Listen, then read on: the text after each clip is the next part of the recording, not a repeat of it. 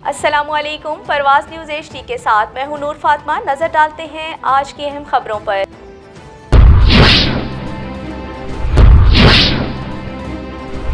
Police lines में अक़वाम मुत्तहिदा के अदारा बराए तारकीन वतन के तहत एक रोज़ा वर्कशॉप का इनेकाद किया गया।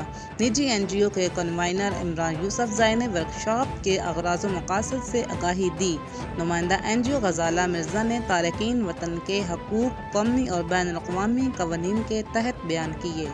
तरबीती वर्कशॉप में ASP सदर उस्मान अज़ीज़ मीर और DSP हेडक्वार्टर अब्दुर्रऊफ़ ने भी शिरकत की। पुलिस का बैनुल-अक़वामी क़वानीन से आगाही भी ज़रूरी है। पुलिस को आए रोज़ नए अक़साम के जुराइम से वास्ता पड़ता है, जिनमें से कुछ का तल्लुक़ तारकीन वतन से भी है।